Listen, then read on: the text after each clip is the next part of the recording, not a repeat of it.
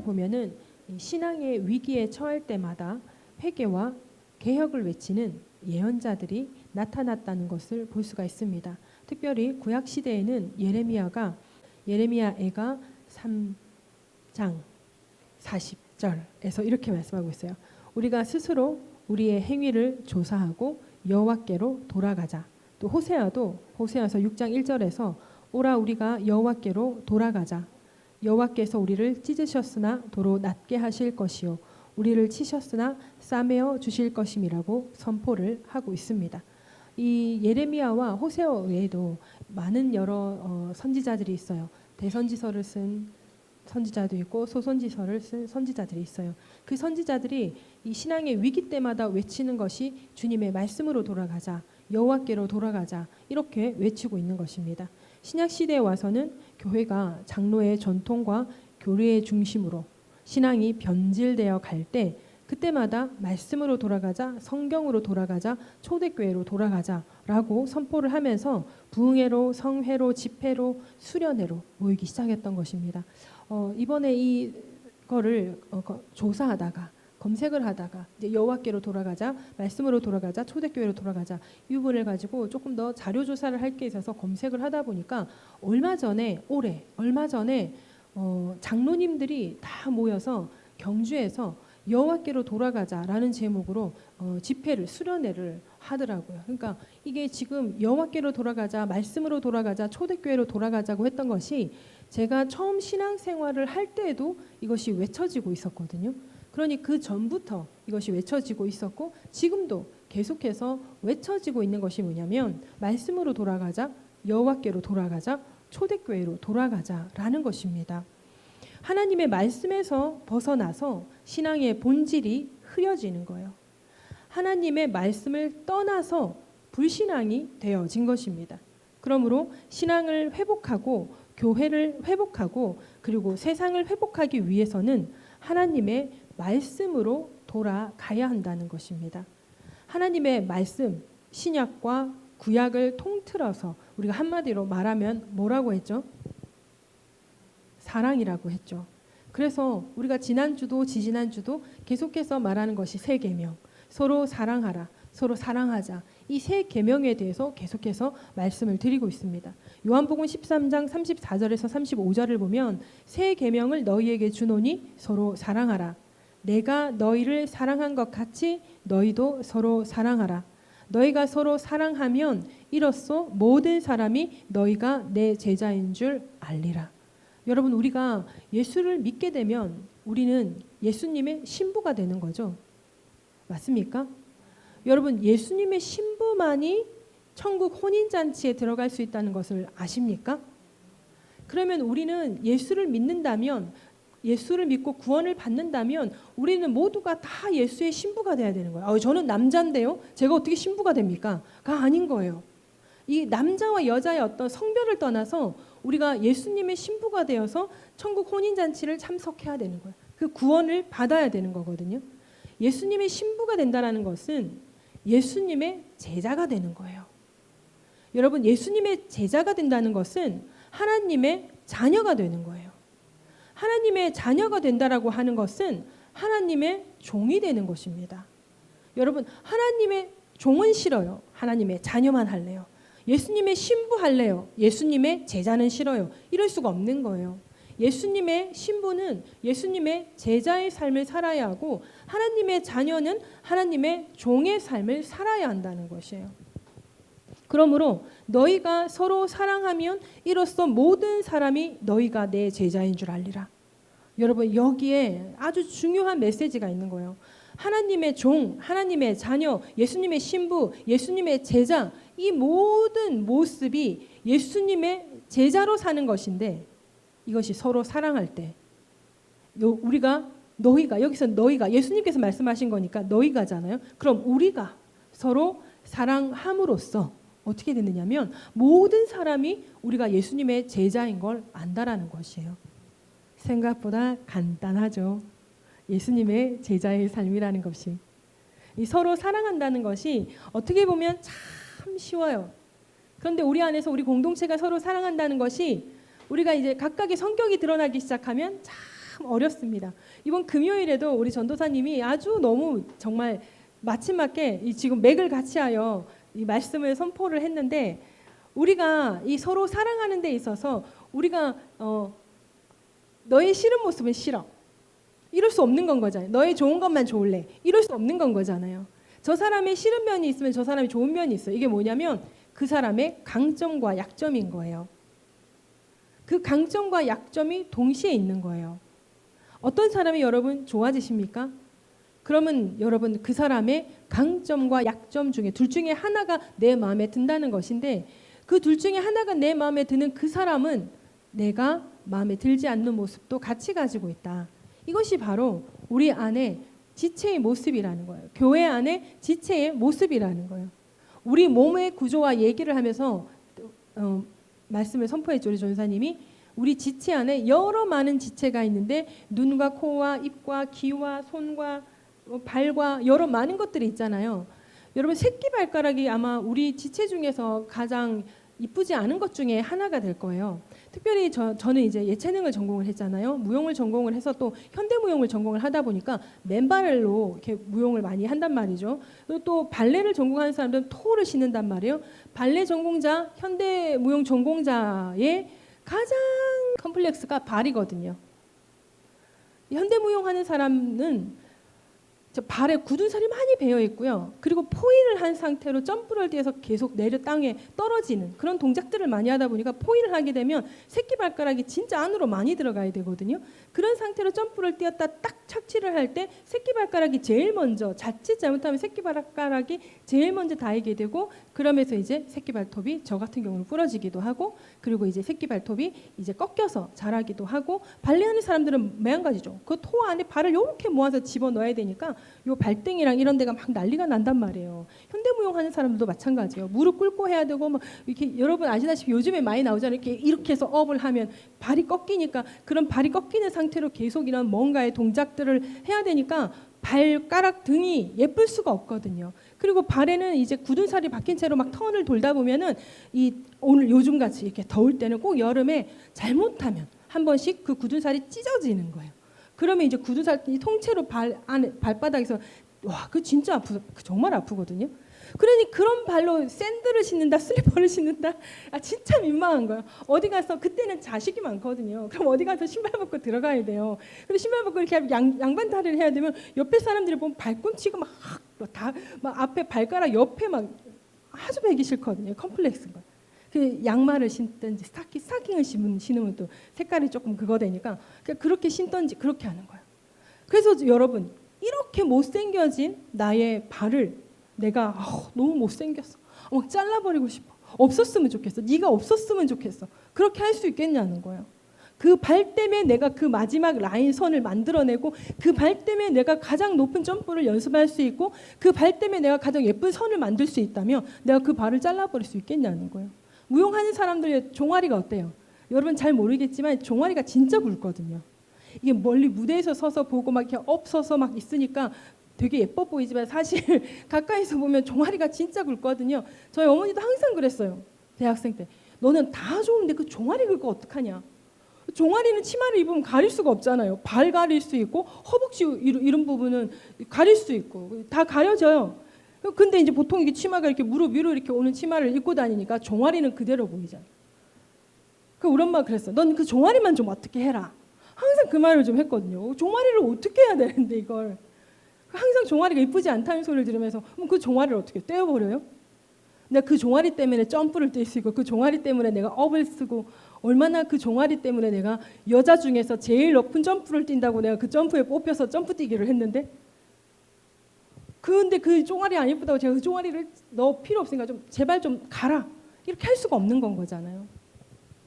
그런데 하나님께서, 예수님께서 우리 교회를 말씀하시면서, 교회가 뭐죠? 아까 에클레시아예요. 에클레시아가 교회예요. 우리가 영원하자, 우리의 사랑으로 영원하자, 우리 주님의 사랑으로 영원하자. 에클레시아여 영원히가 바로 우리 교회가 서로 사랑하자, 우리 교회가 주님의 사랑으로 사랑하자, 우리 교회가 그 주님의 사랑으로 영원하자, 이걸 고백하고 있는 거거든요. 이 에클레시아, 이 교회가 진짜 여러 많은 사람들이 있잖아요. 부부가 서로 사랑해서 결혼했는데 지금까지 한 번도 이 부부들 안 싸워보신 분 있습니까? 혹시 거기는 싸워본 적 있어요? 한 번밖에 없다니. 혹시 뭐 때문에 싸웠는지 물어봐도 돼요? 매트 깔다가 여기 깔자 저기 깔자? 아니면 이렇게 깔자 요렇게 깔자? 매트 싸는데 힘들다고 저는 매트 잘못 하는 식으로 아, 그랬구나. 근데 이 매트가 생각보다 삶에 중요하잖아요. 지금 더 중요하잖아요. 매트가 필요한 이유가 있잖아요. 근데 여러분, 이 매트가 어느 가정에서는 부부싸움에서 이혼을 결심하는 문제가 될 수 있는 거거든요. 도저히 안 맞다. 이게 하나 쌓이고 두 개 쌓이고 세 개 쌓이면서 그 매트 하나, 뭐 숟가락 하나, 젓가락 하나, 뭐 이게 수건 하나, 수건을 왜 이런 걸 사냐? 숟가락 젓가락 왜 이런 걸 사냐? 막 이러면서 이게 나중에는 쌓이고 쌓여서 나중에 법정에 나왔을 때 이 사람이랑 너무 안 맞아요. 막 숟가락을 이런 거를 사고요, 수건을 이런 거를 사고요, 매트를 이런 거를 사요. 그들에게 너무 심각한 문제인데 우리가 듣기엔 뭐예요? 제3자가 듣기에는 아니 무슨 저런 걸로 이혼까지 왔어. 이렇게 되는데 여러 많은 다른 나와 다름의 문제가 그런 거거든요. 아니 바로 옆에 이게 있는데 이거 샀으면 될 일인데 저치는 왜? 왜? 저걸 샀을까? 이게 이해가 안 되어서 왜? 라는 것 때문에 시작이 되거든요. 부부가 아무리 사랑해서 결혼을 했다 해도 세상에 그 매트 하나 때문에 싸우고 세상에 그 수건 하나 때문에 싸우고 오늘 된장찌개가 짜네, 오늘 된장찌개가 좀 싱겁네, 이것 때문에 싸우게 되는 거예요. 부부도 그런 거예요. 요즘에 참 부부로 예를 들기도 힘들고 부모와 자녀 관계로도 참 예를 들기 힘든 게 막 깨지는 경우가 너무 많으니까 참 예를 들기가 그런데요. 사실 원래 부부간의 이 사랑은 이 신임이거든요. 믿음이거든요. 처음에는 진짜 막 쳐다만 봐도 설레고 막 사랑함으로 결혼하지만 사는 내내 막 그런 막 설레는 사랑이 있는 게 아니에요. 어느 선이 지나면 믿음이에요. 이 사람을 향한 믿음, 이 사람을 향한 신임. 이것 때문에 부부가 이 뭐라 하죠? 서로가 서로에게 버팀목이 되어지고 받침목이 되어지는 그게 부부거든요. 진짜 부부의 모습은 세상을 함께 살아가는 건 거예요. 서로에게 기대어서. 이게 원래 부부의 이 하나님께서 만들어 놓은 부부의 이유인 거예요. 그런데 이게 마음에 안 들고 저게 마음에 안 들고 모든 걸 내 뜻대로 내 마음대로 내 방식대로 너는 왜? 이것 때문에 그런 거거든요. 근데 이것이 진짜 하나님의 사랑으로 봐지면 진짜 사실 이거 하나님의 사랑 아니어도 한 번만 이해하고 보면 되는 거거든요. 나와 다를 수 있음을, 나와 취향이 다를 수 있음을, 나와 스타일이 다를 수 있음을 한 번만 생각하면 그래 그렇구나, 그걸 인정해 주는 거거든요. 그런데 그 인정해 주는 것이 좀 더 한 발 더 나아가 우리는 하나님의 사랑으로 어떻게 보듬어주고 안아주고 베풀어 주자는 건 거예요. 그 하나님의 사랑으로 보듬어주고 안아주고 베풀어 주는 건 변함이 없는 거거든요. 영원한 거거든요. 에클레시아여, 영원이거든요. 그러므로 교회 안에서 각 다른 모양이 만나 부부는 서로 뭔가 전기가 타고 사랑이 되어서 결혼해서 그래도 싸우게 되는데 교회 안에서는 막 만나고 보니 너가 나랑 정말 베푸구나, 너가 나랑 정말 잘 맞구나, 막 이런 사람 별로 없어요. 교회 안에 어느 공동체 안에서나 그렇게까지 맞추는 것도 쉽지도 않고. 그럼에도 불구하고 하나님께서는 에클레시아로 우리를 세상 가운데서 불러 모았다라고 말씀하시는 거예요. 성경에 그렇게 말씀하고 계시는 거예요. 하나님의 교회로 우리를 세상 가운데서 불러 모았다라는 거예요. 불러 모은 우리 공동체, 하나님의 공동체, 이 에클레시아 안에서 예수님께서 하나님께서 뭐라고 하시냐면 내가 너희를 사랑한 것 같이 너희도 서로 사랑하라. 그리하면 모든 사람이 너희가 내 제자인 줄 알리라. 그러므로 우리가 다를 수 있음을 항상 인정하고 그럼에도 불구하고 그 중요성, 그 필요성, 유기체로 연결된 몸된 교회라는 것, 이것을 우리는 기억해야 한다는 것입니다. 그러므로 우리가 예수님의 제자가 되기 위함, 예수님의 신부가 되기 위함, 그러한 것을 바라보면서도 우리가 서로 사랑해야 되는 거지만요, 우리가 하나님의 말씀으로 그냥 서로 사랑하는 거예요. 우리가 그냥 하나님의 사랑으로 서로 사랑하는 거예요. 하나님의 사랑으로 서로 사랑하게 되면 어떤 일이 일어나느냐, 하나님의 임재가, 예수님의 임재가 예배 가운데 임하게 되고요. 그리고 또 여러분들이 모이는 작은 그룹, 소그룹 모임으로 모이는, 우리 교회에서는 셀 모임이죠. 셀 모임으로 모이는 그 안에 하나님의 임재와 하나님의 사랑과 하나님의 능력이 가득하게 된다라는 것입니다. 그러니까 하나님이 살아 역사하시는 그 삶을 사는 것이 바로 우리가 서로 사랑하는 건 거예요. 우리가 서로 사랑하는 그 이유가 바로 살아계신 하나님이 우리 삶 가운데 역사하시는 그 삶을 우리가 살게 되는 건 거예요. 그걸 우리가 사모해서 그 살아계신 하나님이 우리 삶 속에서 역사하시는 게 더 사모가 되어서 너무 사모가 되어서 우리가 서로 사랑하는 삶을 살게 되는 건 거예요. 처음에는 모를 수 있어요. 그 하나님의 사랑이 내 삶 가운데 정말 전인격적으로 경험되어지지 않으면 내가 그 하나님의 사랑을 갈망하고 사모함이 이게 약간 이론적일 수 있어요. 느낌적인 걸 수 있어요.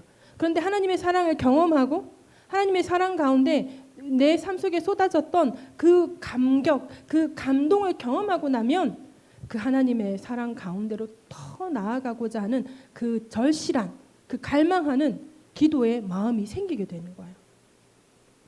그러므로 우리는 하나님을 경험하는 삶을 사는 것이 너무 중요합니다. 하나님이 살아계심을 체험하고 사는 것이 너무 중요하다라는 것입니다. 그러한 체험과 경험이 제일 먼저는 바로 이와 같이 공적 예배 가운데, 이 성전 예배 가운데 말씀이 선포되어지는 가운데 말씀으로 하나님의 은혜가 쏟아짐을 여러분 마음 가운데서 경험하게 되는 건 거예요. 이것이 그냥 가만히 앉아 있는다고 되는 게 아니에요. 이 시간 하나님께서 우리에게, 나에게 말씀하시는 시간이므로 하나님께서 나에게 뭐라고 말씀하시는지를 기대하는 마음으로 앉아 있을 때, 때로는 내 마음 가운데 막힘이 있는데 말씀 가운데 하나님의 응답을 받기를 원할 때, 그때 어떻게 돼요? 말씀 가운데 더 집중하게 되는 거예요. 내가 오늘 한 말씀도 놓치면 안 돼. 한 말씀도 놓치면 안 돼. 왜? 하나님 앞에 내 삶 가운데 막힘의 길이 돼서 응답을 받아야 되거든요. 근데 너무나 놀랍고 신기한 게요, 내가 막힌 내 인생의 문제는 A예요. 근데 하나님의 말씀이 예배 가운데 쏟아지는 건 E고 F예요. E고 F인데 근데 그 말씀을 들을 때 내 막혔던 문제의 해답이 나오는 게 바로 하나님의 말씀이라는 거예요. 너무나 놀랍더라고요. 제가 경험해 보니까 그렇더라고요. 지혜가, 그 E를 듣고 F를 들으니까 이 A에 대한 지혜가 생기는 건 거예요. 이게 뭐예요? 응답인 거예요. 내 삶 속의 막힘의 길에 대해서 예배 가운데 하나님께 말씀으로 응답받기를 원하는 그 응답인 건 거예요. 그러니까 이러한 응답, 또 이런 말씀의 은혜, 이걸 가지고 있는데 이게 말씀을 딱 듣고 나면 이제 막 이게 날것이 막 나에게 떨어진 건 거예요. 날것의 은혜가 떨어진 건 거예요. 이걸 가지고 딱 바로 집에 가면 그냥 이게 날것이 상할 수 있어요. 어떻게 해야 돼요? 날것 어떻게 해야 돼요? 요리를 해서 뭐지 한다?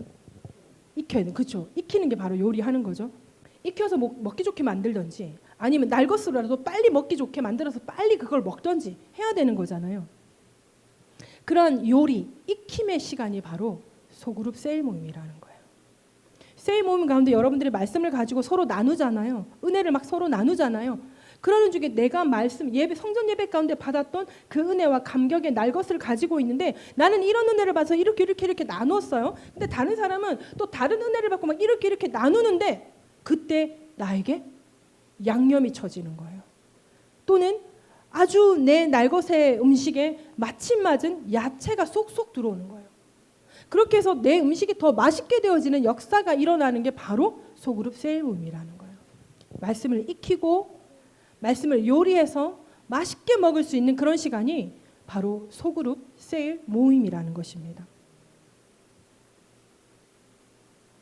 오늘 본문 42절에도 보면요, 사도의 가르침을 받는 것과 서로 교제하는 것과 떡을 떼는 것과 오로지 기도하는 것이 함께 있는 시간이죠.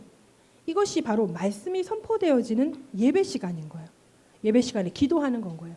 또 옛날에 이 초대교회 때는 모일 때마다 성찬식을 했거든요. 성찬식을 하는 거예요. 어느 날 공적 예배의 모습이라는 거예요. 그리고 46절, 47절 전반절의 이 모습은 무슨 모습이냐면 성전에서의 모임과 집에서의 모임으로 구별되어서 설명을 하고 있는 거예요. 보세요. 46절, 47절 날마다 마음을 같이하여 성전에 모이기를 힘쓰고 집에서 떡을 떼며 기쁨과 순전한 마음으로 음식을 먹고 하나님을 찬미하며 이렇게 성전 모임과 집에서의 모임을 구별해서 설명을 하고 있는 거죠. 초대교회 성도들은 성전에서 모여서 예배를 드렸고 또 각각의 집들에 모여서도 예배를 드렸던 것입니다. 이것이 오늘날의 모습으로 표현을 하자면 말씀이 선포되어지는 공적 예배, 그러니까 성전에서 모여서 주일이든 또 수요일이든 뭐 금요일이든 뭐 그 교회에서 정한 시간이 있을 거 아니에요. 그때 모여서 성전 예배, 공예배로 드리는 모습인 거예요. 그리고 또 소그룹으로 모여서 드려지는 소그룹 예배의 모임이 있었다는 거죠. 뭐 교단별로, 교회별로 소그룹의 명칭은 속이라고도 할 수 있어요. 뭐 1속, 2속, 3속에서 속 이렇게 표현을 할 수 있고 또 목장이라는 모습으로도 표현을 해요. 그리고 구역, 또 셀. 우리 교회는 이렇게 셀이라는 이름으로 명칭을 하죠. 1셀, 2셀. 여러분 우리 교회 그래도 여러분 2셀까지 있는데 여러분 내가 1셀인지 2셀인지 아세요? 셀이 원래 2개예요. 근데 이제 우리가 지금 요즘에 이제 우리 미니 성도는 이제 할인이를 낳고 계속 매주마다 나오게 되는데 지금도 보시지만 나올 때 보였던 사람이 안 보이기도 하죠. 이렇게 가끔 나오는 아직까지 가끔 나오는 성도들이 좀 있어요. 그러다 보니까 다 못 모여지니까 지금 1셀과 2셀이 함께 예배를 드리는 거거든요. 이렇게 셀, 우리 교회는 셀이라는 거예요. 이렇게 셀이라는 이름으로 우리는 모이고 있는 거예요. 우리 교회 2시 예배, 지금 이 2시 예배, 성전 예배, 공예배라는 거죠. 그리고 우리는 그 이후의 시간을 셀 모임으로 모이는 거예요. 우리 교회도 예전에는 이 셀 모임을 셀 예배라는 명칭으로 예배를 드렸어요. 시간도 좀 더 길었고 예배를 드렸어요. 그러다가 지금은 셀 모임으로 명칭을 정했지만 나중에 또 상황이 어떻게 바뀌게 된다면 또 이 셀 모임이 셀 예배라는 이름으로 다시 사용될 수도 있다라는 거예요. 제가 처음 신앙생활을 할 때만 해도 주중에 각 집들에 모였어요. 주일날은 오후에 모이는 이런 그룹 모임을 하지 않았고 주중에 그때 화요일인가 월요일인가 우리는 그렇게 모였었어요. 그렇게 각 집을 돌면서 오늘은 누구 성도님 집, 오늘은 누구 집사님 집 이렇게 하면서 각 집들에 모여서 이렇게 같이 예배를 드리고 또 그 집에 가면은 또 그 집 이제 맞이하는 분들이 음식을 준비를 하는 거예요. 그때 제가 이제 할인보다 이제 조금 큰 상태에 우리 자녀를 데리고 있었을 때 그 이제 구역 예배를 드리는데 우리 집에 오게 될 때는 이제 아기가 있으니까 음식을 준비를 못 하잖아요. 그래서 빵이라든지 피자라든지 이제 이런 걸 준비를 하는 거죠. 그리고 이제 또 다른 어떤 어른 집사님 댁에 가잖아요. 그러면 아침부터 막 요리를 해가지고 막 맛있는 걸 막 대접을 해주고 막 그런 셀 모임을 이제 주중에 드렸었어요. 그러면 이제 그때는 이제 한 주 전주의 말씀으로 셀 예배를 드리는 거예요. 그러니까 오늘이 28일이잖아요. 지난주는 21일이잖아요. 그러면 28일 이번 주간에는 21일 그 주일 말씀으로 셀 예배를 드리는 거예요. 한 주간씩 딜레이를 왜냐하면 자료가 나와야 되니까 자료가 이제 한 주씩 늦게 나오거든요. 그걸 가지고 이제 셀 예배를 드렸었어요. 제가 사역을 하던 초기 때에도 어른들은 주중에 모여서 집에서 셀 예배를 드렸어요. 그런데 청년들은 집에서 모여서 예배 드리기가 힘든 거예요. 그럼 어떻게 해야 돼요? 우리는 또 교회 안에서 모인 거죠. 교회 안에서 모여서 1셀은 저기 가서 예배드리고 2셀은 저기 가서 예배드리고 3셀은 저기 가서 예배드리고 각각 공간을 나누어서 거기 모여서 각 장소에서 셀 예배를 드린 거예요. 제가 신앙생활도 해보고 그리고 제가 사역도 해보아서 깨닫고 느낀 점이고 그리고 이제 문현교회에서 사역을 하면서 청년 사역을 집중적으로 셀 예배를 드렸었기 때문에 그 셀 예배를 드렸던 그 경험으로 청년들이 그런 얘기들을 해요. 셀 예배를 통해서 자기가 많은 힘과 많은 위로와 또 하나님을 더 깊이 경험하게 됐다는 그런 얘기들을 하는 거예요. 이제 그것이 주로 이제 어떤 상황 가운데 이제 지역을 이동해서 다른 곳으로 가게 됐을 때, 다른 교회로 가게 되었을 때, 그때 그 교회에서 모이게 될 거 아니에요. 확실히 다른 게 자기도 느껴지는 거죠. 말씀의 나눔이 얼마나 중요하고 말씀의 나눔의 시간이 얼마나 소중했는지를 그 없는 데 가보니까 그걸 깨닫고 느끼는 건 거예요. 그러니 우리가 이 셀 예배로 모인다, 셀 모임으로 모인다, 명칭이 중요한 건 아니에요. 뭐 속으로 모인다, 목장으로 모인다, 명칭이 중요한 건 아니에요. 중요한 건 뭐냐면 이와 같이 성전 예배를 드리는 공적 예배와 함께 소그룹으로 모여서 말씀을 나누는 그 시간이 반드시 병행되어야 된다는 거예요. 오늘 본문에서도 보면 이 초대교회도 어떻게 하고 있냐면 바로 날마다 모여서 성전에서 예배드리고 날마다 모여서 소그룹으로 예배를 드리고 있는 모습을 우리가 볼 수가 있다는 것입니다. 크게 보면 성전 예배는 하나님의 말씀이 일방적으로 선포되어지는 시간이에요. 지금 여러분 저에게 여러분 말씀을 들으면서 궁금하더라도 질문 못 하잖아요. 이 시간에는 일방적으로 하나님의 말씀이 선포되어지는 시간이에요. 다른 말로 하면 하나님께서 우리에게 말씀하시는 시간이라는 것입니다. 제가 이와 같이 내가 지금 김덕아 목사가 지금 말을 하고 있는데 왜 지금 이 시간을 하나님의 말씀이 일방적으로 선포된다고 하느냐, 이 시간을 왜 하나님께서 말씀하시는 시간이라고 하느냐, 제가 말씀을 준비할 때 이번 주 또는 언제 하나님께서 우리 교회 가운데 하나님께서 주시기를 원하시는 말씀을 주시옵소서 기도하고 항상 준비하거든요. 이번 주에는 말씀 준비를 수, 목, 금, 토 4일을 했어요. 중간중간에 자꾸 일들이 생겨가지고 이렇게 조금씩 준비를 해야 됐던 거예요. 4일을 띄엄띄엄 준비를 했어요. 그러면 나는 월요일 날 말씀 준비하면서 세상 속에 알고 지은지 모르고 지은지 감사하고 간절히 주님의 보혈로 깨끗이 씻어주시고 이 시간 찬양의 찬미와 성령 충만의 옷, 말씀과 지혜의 옷을 입혀주셔서 이번 주 하나님께서 우리 교회 가운데 주시는 말씀 중에 오직 하나님의 말씀만을 받아서 제가 준비할 수 있도록 제 몸과 마음과 영혼을 주님 충만하게 붙잡아 주시옵소서. 이렇게 기도하게 될 때 화요일은 기도를 하고 수요일은 그럼 기도 안 했겠냐는 거예요. 말씀을 준비할 때마다 그 기도를 하는 건 거예요. 그러니 저는 우리 교회 매주에 선포되는 이 말씀이 또 금요일날 제가 말씀을 선포하게 되는 그 말씀이 하나님께서 우리 교회 가운데 주시는 말씀이다라고 저는 선포할 수가 있는 것입니다. 그러므로 이 성전 예배는 하나님의 말씀이 일방적으로 선포되어진다. 하나님이 말씀하시는 시간이다. 그러나 셀 모임은 성전 예배를 통해서 받은 그 말씀의 그 은혜와 감사와 교훈과 또는 내 마음 가운데 부딪히는 말씀이 있을 수도 있고요. 또는 내 마음 가운데 궁금증으로 낳는 말씀이 있을 수도 있다는 거예요. 그거를 셀원들과 함께 나누는 시간. 나는 오늘 예배를 드리는 가운데 이런 말씀을 듣게 되는데 이것을 내 삶에 어떻게 적용해야 되는지 아직까지 정리가 안 되어지고 이 말씀에 대해서 좀 더 생각을 해봐야 되겠고 이 말씀에 대해서 성경을 좀 더 찾아봤으면 좋겠고 이 말씀에 대해서 좀 궁금한데 누군가가 얘기를 좀 해줬으면 좋겠습니다. 이렇게 하면서 같이 나눌 수가 있는 시간인 거예요. 내지는 내가 받은 은혜와 감사를 그리고 적용과 실천을 이번 주 한 주 동안 어떻게 할 것인가를 서로 말씀의 은혜를 나누면서 말씀을 곱씹는 시간이라는 거예요. 그래서 셀 모임은 더 친밀한 교제와 세밀한 돌봄과 영적인 나눔이 일어나는 시간이라는 거예요. 영적인 나눔이 일어나는 시간이라는 것입니다. 여러분 말씀을 가지고 여러분들 두세 사람 이상이 모여서 그 말씀으로 여러분 은혜를 나누게 될 때 그곳 가운데 하나님께서 반드시 함께 하시고 역사하심을 믿으시기 바랍니다. 이러한 친밀한 교제와 친밀한 돌봄과 영적인 나눔의 시간을 통해서 성도들은 어떻게 되겠어요? 더욱더 연결되고 더욱더 결합되는 것입니다. 이렇게 연결되고 결합되면서 어떻게 됩니까? 온전한 그리스도인으로 성장하게 된다라는 것입니다. 여기서 중요한 것은요. 셀 모임을 함께하는 성도 한 사람 한 사람이 진실하고 솔직하고 진중한 자세로 셀 모임에 임해야 된다라는 거예요. 말씀을 듣는 가운데 물론 말씀을 듣는 가운데 내 삶 가운데 정말 치부가 될 것들을 나눌 수 없는 경우도 있어요.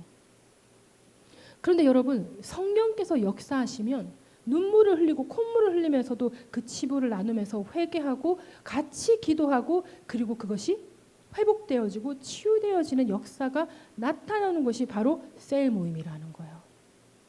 그러므로 내가 얼마만큼 진실하고 진솔하고 진중한 자세로 셀 모임에 임하느냐에 따라서 내가 받는 은혜가 달라지는 거예요.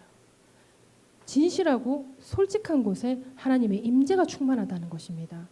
내가 감춤이 있고 내가 진실되지 못하는 곳은 그것은 하나님의 성품이 안 되는 것이기 때문에 하나님의 임재가 일어날 수가 없는 거예요. 그래서 서로 더 나누는 가운데, 그래서 여러분 평양 대부흥운동에서도 어느 장로님이 나와서 자기 죄를 다 회개하고 자복하는 가운데 성령의 임재가 충만하게 일어난 회개 대부흥운동이 일어나는 그런 일이 있었잖아요. 자기 치부를 드러내는데 내가 예전에 누구의 돈을 훔쳐서 이걸로 지금 내가 이렇게 부자가 되었다. 그 가정이 이렇게 이거는 정말 이거는 죄잖아요. 엄청난 죄잖아요. 세상 가운데서도 죄잖아요. 근데 이게 성령의 감동에 이게 끌어올라서 그 장로님이 나오셔가지고 그걸 고백한 거예요. 그래서 그걸 다 몇 배로 갚아주고. 그런데 저도 어떤 일이 있었습니다. 저도 이런 죄를 지었습니다. 막 그 회개 부흥운동이 일어난 게 바로 평양 대부흥운동인 거예요. 성령께서 역사하실 때는 그 엄청난 회개 역사가 일어나고 회복의 역사가 일어나는 거거든요. 물론 여러분 우리가 셀 모임이 나누는 가운데 여러분 죄 나눔을 하라는 게 아니에요. 그건 특별한 하나님의 은혜가 있을 때.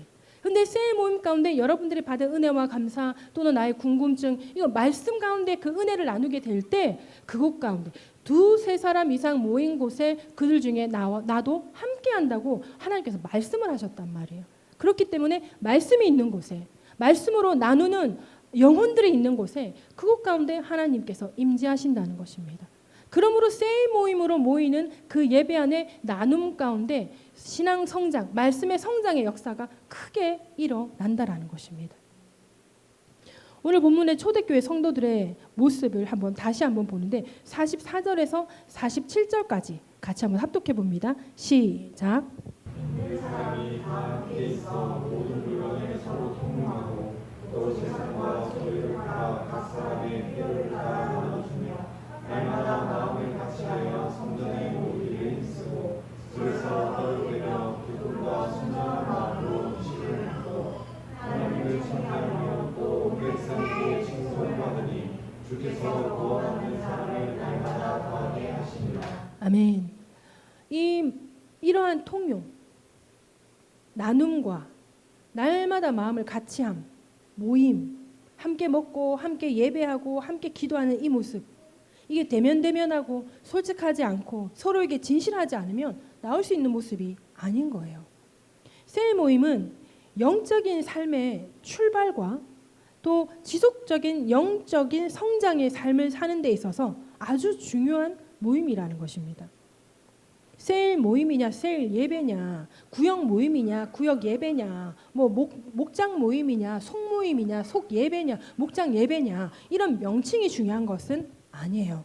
중요한 것은 우리의 신앙과 신앙 성장, 즉 하나님의 아들 예수 그리스도를 믿는 것과 아는 일에 하나가 되어 우리가 온전한 사람을 이루어서 그리스도의 장성한 분량이 충만한 데까지 이루는 것입니다. 그렇기 때문에 성전 예배만 있어도 안 되고요. 소그룹 예배만 있어도 안 되는 거예요. 하나님의 말씀이 일방적으로 선포되어지는 이 예배, 하나님께서 만들어 놓으신 공적 예배, 이 예배와 함께 소그룹 모임이 함께 병행되어져야 한다는 것입니다.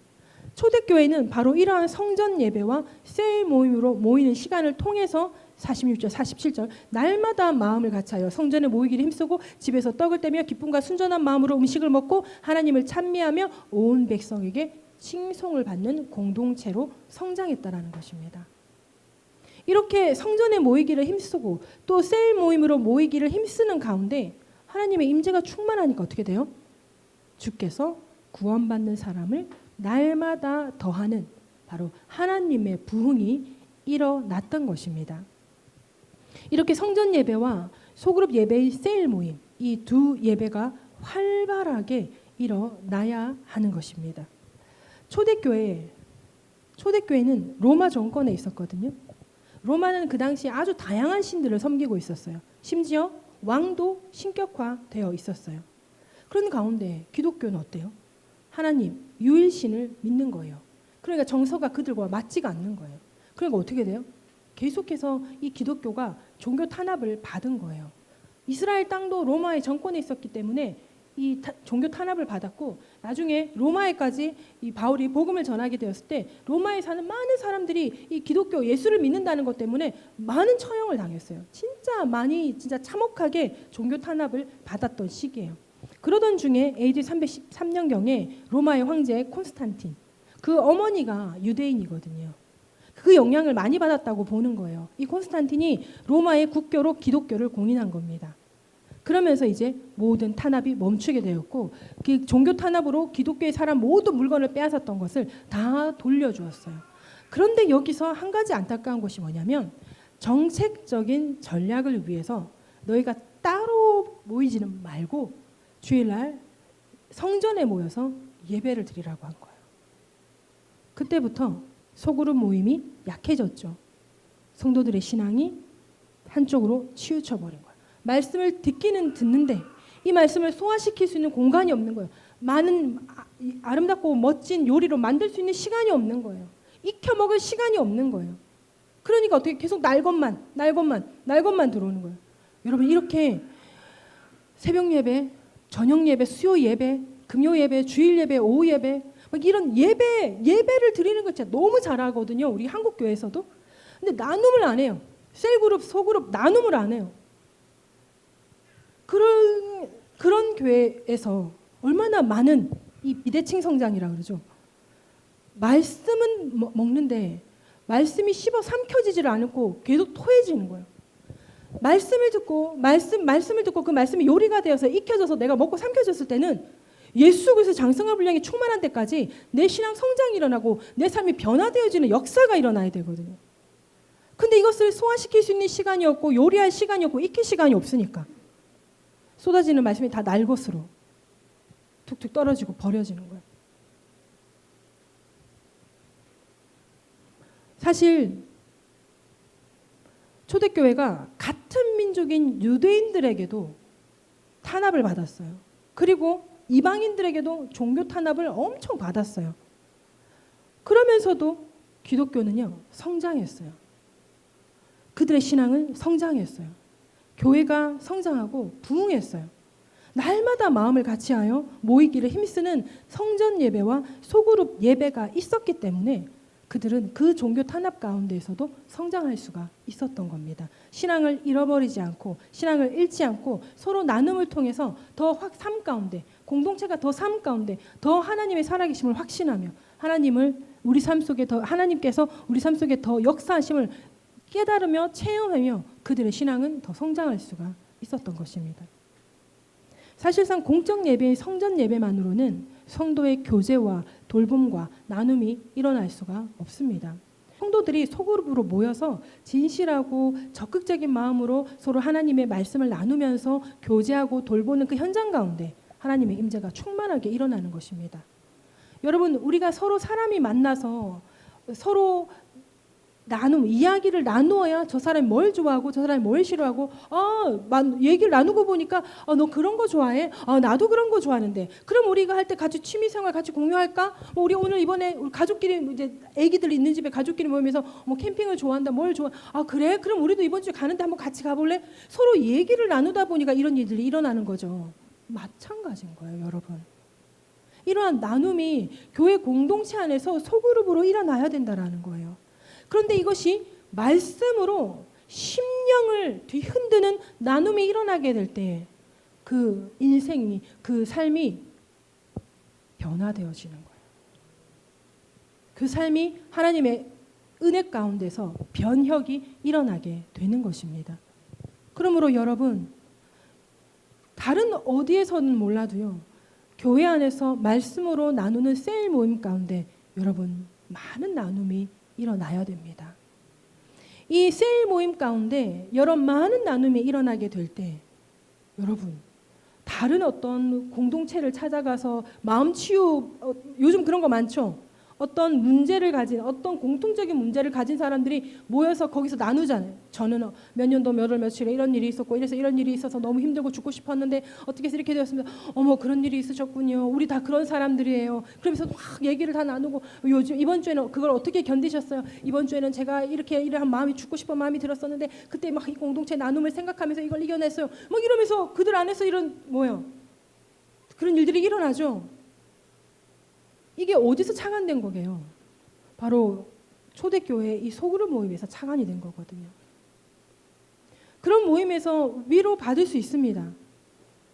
개혁과 변혁은 오직 하나님의 말씀 속에 일어난다라는 것입니다. 요즘에 그 문제가 아주 문제가 된 게 뭐예요?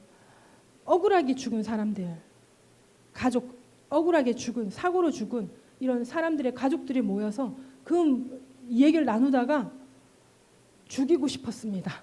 복수하고 싶었습니다. 이런 사람들이 모여서 이제 복수를 하는 거예요. 이런 문제가 이제 심각하게 되는 거죠. 그래서 그런 모임 안에서 오히려 또 죄가 만들어지는 그런 경우들이 요즘에 있다라는 거죠.